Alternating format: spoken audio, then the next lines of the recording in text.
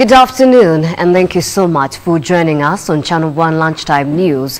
It is the 26th of May, the year is 2018, and kindly do interact with us on our social media platforms. On Twitter, it's at KBC Channel 1. You can also tweet me directly at Rose_Gakuo, while you can also get us on our Facebook, which is KBC Channel 1, while you can also write to us on our SMS line 22162, 22162. It's right on your screen. You could begin with where you are viewing us from. Thank you once again for joining us. I am Rose Gakuo, and our sign language interpreter is Lucy Moura. Channel 1 Lunchtime News, the Saturday afternoon edition begins now. 3 suspected gangsters were shot dead in Juja as police in Kiambu County intensify crackdowns targeting criminal gangs operating within the county and its environs. A Seska pistol, a homemade gun, and 3 rounds of ammunition were recovered from the slain gangsters. It was the end of the road for the 3 suspects after police caught up with them at Juja area in Kiambu County. The 3 are said to have been trailed from Keno area in neighboring Murang'a County, where they had committed a robbery. On highway patrol. This is along Thika Highway. And when they reached Keno area in Murang'a County, they got information that a gang of robbers had just shot and injured a member of the public. In the course of that, they were able to get the registration number of the vehicle, and they pursued the vehicle from Keno. Officers from the Special Crime Unit engaging the 3 who included 2 men and a woman in a shootout after they allegedly defied police orders to surrender. When the officers ordered them to stop, they defied the orders and shot at our officers. In the course of that, a shootout ensued. Then 3 gangsters were shot dead. That is 2 gentlemen and 1 lady. One of the suspects managed to escape with gunshot injuries in the ensuing confusion. Juja Police Boss Patrick Manyasi says the suspects are part of a gang that has been committing robberies in Nairobi, Kiambu and Murang'a counties. The officers recovered a Seska pistol, 1 homemade pistol, several sachets of medicine, and 3 rounds of ammunition from the Seska pistol, that is 9 millimeters. This same gang is highly believed to be committing robberies along Thika Highway, and especially in Nairobi, Kiambu, and in Murang'a counties.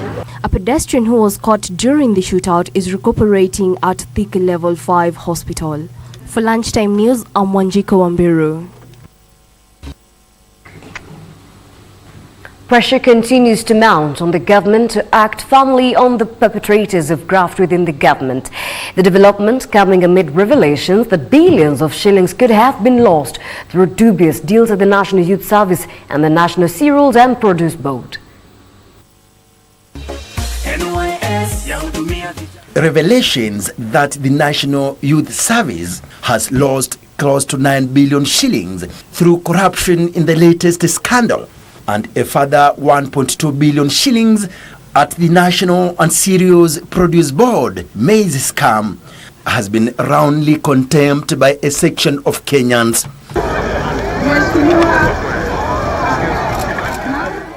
Deputy President William Ruto has already called for arrest and prosecution of all those involved in the 2 scandals. Wale wote ambao wamepatikana wamefuja pesa ya umma, NYS, NCPB huko kwa mahindi, mimi nataka niwaeleze kama serikali ya Kenya tutahakikisha ya kwamba hawa watu wote wanachukuliwa hatua za kisheria.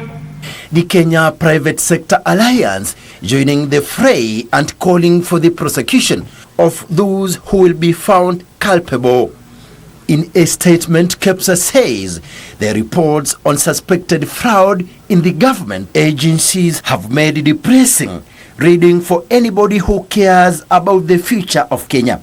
KEPSA pointing an accusing finger to institutions that failed to follow through on investigations and prosecutions of the culprits would later go off scot-free.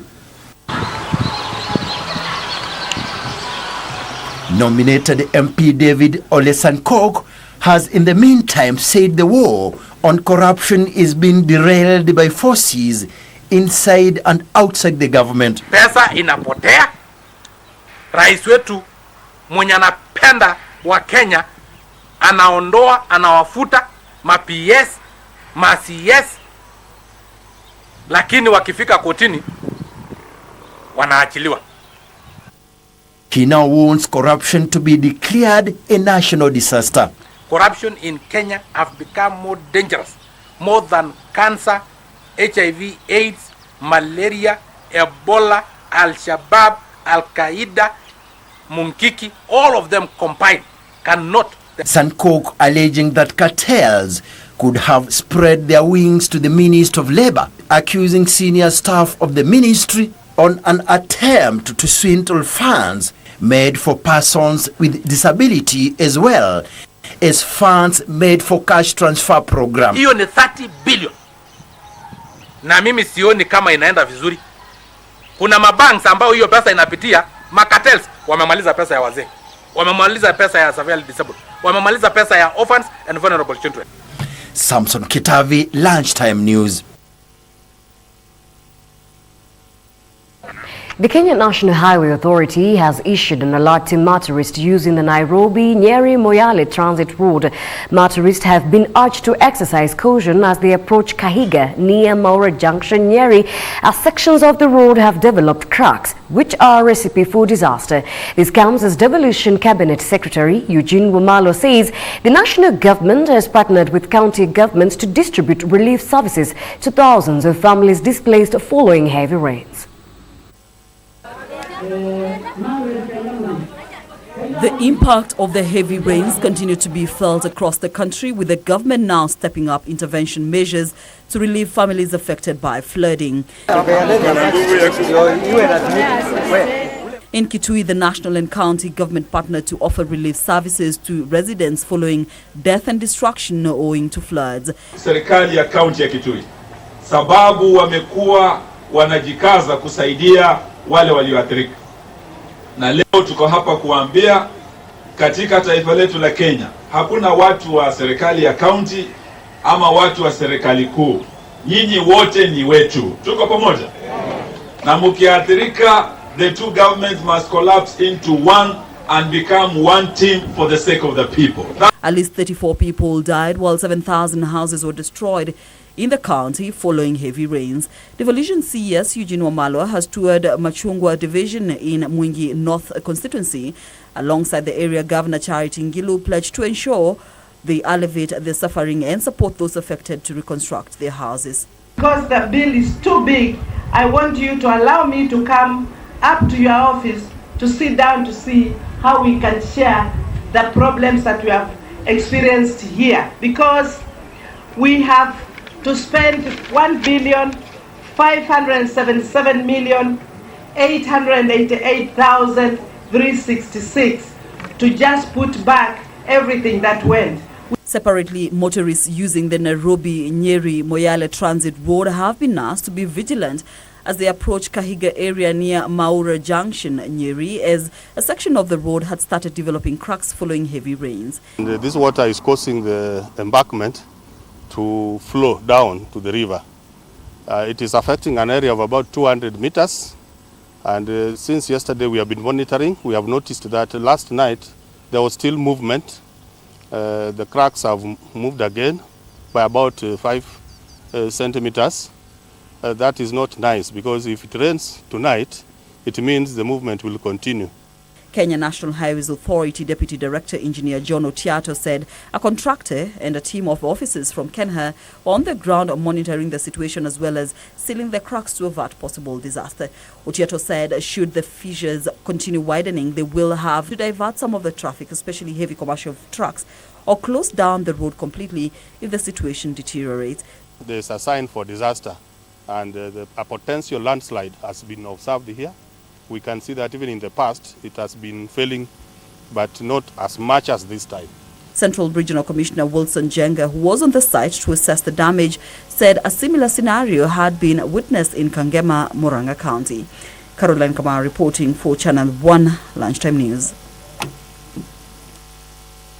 And the 16th edition of the Mata Hat Run took place in Nairobi as participants sought to raise 200 million shillings to cater for heart surgeries for needy children. The First Lady, Margaret Kenyatta, officiating the annual event, urging Kenyans to contribute generously towards the initiative.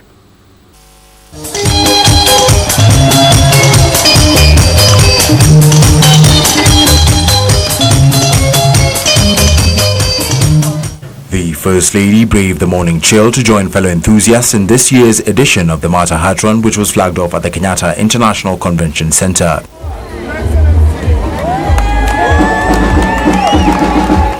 The event that kicked off at 7 a.m. saw several roads closed to pave way for the event that aims at raising close to 200 million shillings in efforts to raise funding to cater for needy children around the country. The First Lady commended the Mata Hospital for continually sustaining the program for more than a decade, noting the increasing number of children currently benefiting from the initiative. Because of your commitment and generosity, over 3,000 cardiac surgeries have been carried out on children who have had no other way of affording these life-saving procedures. I hope you will be spurred on by the knowledge that the heart of giving is caring and compassion, and that is what you have all shown today. Since its inception in 1995, more than 200 children have undergone specialized heart surgeries every year. Several governors across the country are also set to flag off the event in their respective counties in efforts to create and increase awareness on heart diseases across the country. We'll continue to take care of our poor, our young, and our elderly, and the generosity of each one of you has made it possible for these young people that you see here to have a full life. For Channel 1 Lunchtime News, I'm Vitalis Nyago. The country's political matrix appears to be shaping up for years ahead of the next general election, with politicians aligning themselves with what they consider as winning teams. Makueni Governor Kivutha Kibwana calling on members of the Kamba community to build bridges with other communities to enhance their chances of one of their own ascending to the presidency. In the wake of a revolt within the National Super Alliance following the famous handshake between President Uhuru Kenyatta and NASA Chief Raila Odinga, a section of leaders from the larger Ukambani region have been warming up to the government, and it is a talk that would become a reality if Kivutha Kibwana's assertion is anything to go by. Tumefanya resolution na tufanye ya Ukambani wote ndio tuungane na serikali. Kivutha says it was wrong for the Ukambani leadership to keep the community in the cold for decades when other regions are reaping the benefit of working with the government of the day. Hatutaki kuwa nje ya serikali. Kwa sababu tukiwa si watu wanataabika. Hata ikiwa serikali ni ya watu wote Kenya, lakini ule mtu anakuja karibu, si ndio anaangaliwa kwanza? Hata Kenya yote ikiangaliwa. Kwa hivyo tumepiga hodi, wewe umwambie president. Tumepiga hodi. Meanwhile, Pokot South MP David Kosing has faulted the ongoing constitutional amendment talk. Kosing says the clamor for constitutional change was aimed at benefiting a few individuals at the expense of over 40 million Kenyans. Tumetoka uchaguzi juzi na uchaguzi mbili. Ile ya tarehe 8 ilikula pesa mingi. Hii ya tarehe 26 ikakula pesa mingi. Sasa wengine ambao wako busy bodies wanataka kwenda kubadilisha katiba, alafu tukule pesa nyingine. Tunataka hiyo pesa mheshimiwa rais ijenge manyumba vile wewe hujaambia Wakenya tujenge manyumba, tujenge manyumba wakati hii.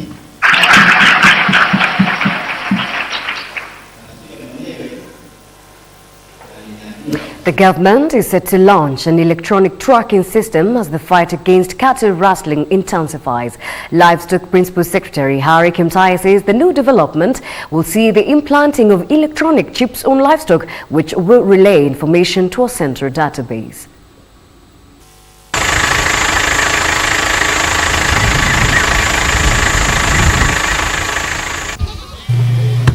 The ban of cattle rustling in the country could soon be a thing of the past if the electronic tracking system soon to be launched by the government is anything to go by.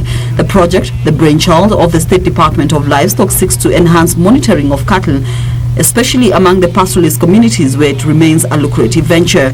Speaking while inspecting World Bank-sponsored livestock projects in Baringo County, Principal Secretary for Livestock Harry Kimtai noted the system will see the electronic chips that are planted around the ear and the cow, relaying information to a central database where a farmer can report through the anti-stock theft unit to initiate a search. County hii ya Baringo na Kenya mzima tuko naenda kuintroduce livestock identification and traceability system ambaye itakuwa inawekwa kwenye masikio la ng'ombe.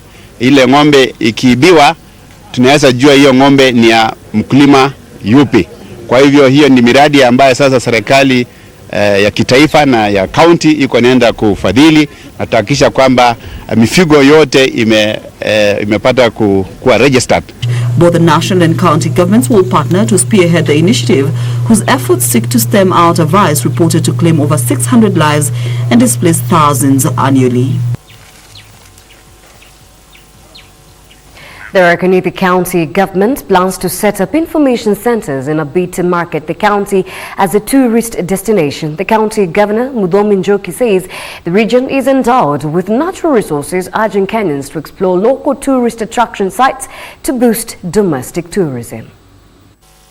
With a shift towards promoting local tourism, the Rakanithi County has partnered with the Kenya Wildlife Service in a bid to market Mount Kenya region as a tourist destination site.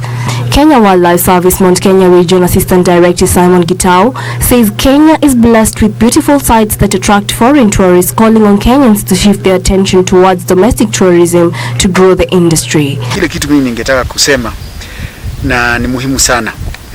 Wananchi wa Kenya, Kenya ni nchi kubwa. Na hakuna haja ya mtu kutoka hapa unaenda kutembea ng'ambo kabla kwanza hujajua kaunti yako. Gitau, who was with the Rakanithi County Governor Mudhomi Njoki at Ellis Lake in Mount Kenya National Park, said the region was endowed with numerous rivers and 6 lakes which could be used to rear trout fish, and tourists could pay a small fee to be allowed to fish. At the Rakanithi County, we are going to open more avenues of promoting tourism through online marketing, through other forms of marketing. We'll also open a tourist information center to ensure that people get to understand and know what we have. At the same time, Governor Njoki says he plans to open up information centers to market the region as a tourist destination for economic gains to the locals.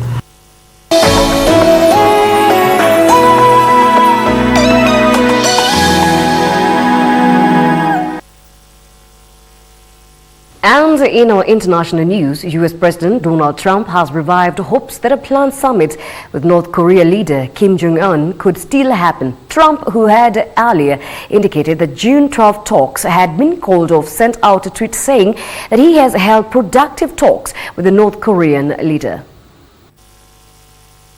The summit of the decade between the US and North Korean leaders that is meant to make history is said to possibly still be on. This comes shortly after President Trump cancelled the summit on Thursday, blaming it on North's open hostility. North Korea, however, appeared conciliatory, saying that it will be willing to talk at any time. Shortly before the tweet, the South Korean presidency said that it was thankful that the summit embers were not put out. The summit planned for Singapore would have been the first time a sitting US president had met with a North Korean leader. Although the precise agenda was unclear, it was expected that the two leaders will discuss ways of reducing tensions and denuclearizing the Korean peninsula. It was South Korean officials who first informed the US earlier this year that Kim was prepared to discuss potential nuclear disarmament.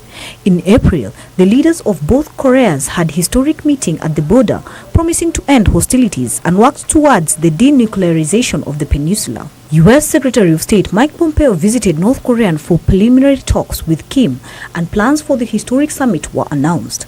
However, the North quickly became angered by comments from senior US officials who made comparisons with Libya. Former leader Colonel Gaddafi gave up his nascent nuclear program only for him to be killed by Western-backed rebels a few years later.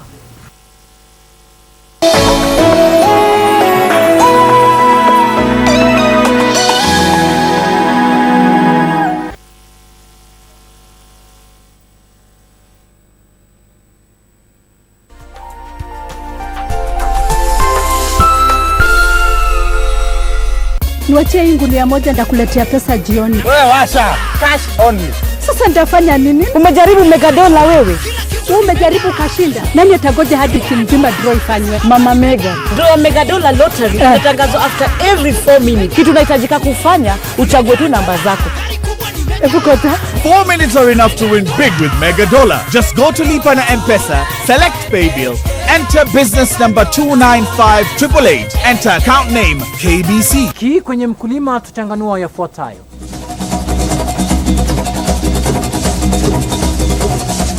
Mkulima anaanza kwa kutayarisha shamba, kisha anaenda kwa kutayarisha mashimo, lakini kabla ya hiyo mpaka mkulima hao anajua ni aina gani ya ndizi atapanda. Ungana nami Frederick Mbaga Jumapili saa 9:30 hapa KBC Channel 1. Close look at Rocky's legs shows one shoe is customized to give him balance while walking, something he tells us is expensive to take care of. The reason one is we usually call it raised shoe. This year is a special one as the National Museum of Kenya chose to target persons with disabilities who for some reasons have not been visiting the museums. To see the talents they have, and then we can nurture them, especially with art. Then we can nurture them, and then maybe they can learn a living for themselves. This week on KBC Channel 1. Allow me, not that I'm accusing them, but it seems that the opposers really don't know, they're not convinced that eradicating poverty is an indispensable requirement. That child is not hers, it's actually Elena's son. Because the twins stole him, and we don't know what else the lunatic is capable of. Give me my son! Just stay away. Come on, back off. Have you confirmed whether they're having an affair? What do you mean? I was there. I saw them. Huh? How are we Lintawafuta?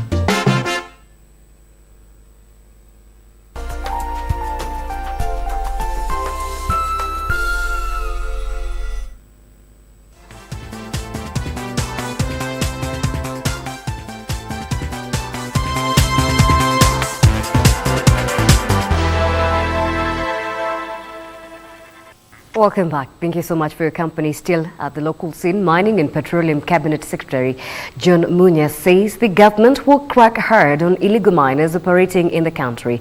Speaking in Samburu County during a tour of manganese mining site, Munyes said all those undertaking operations across the country must first acquire requisite licenses before embarking on the trade.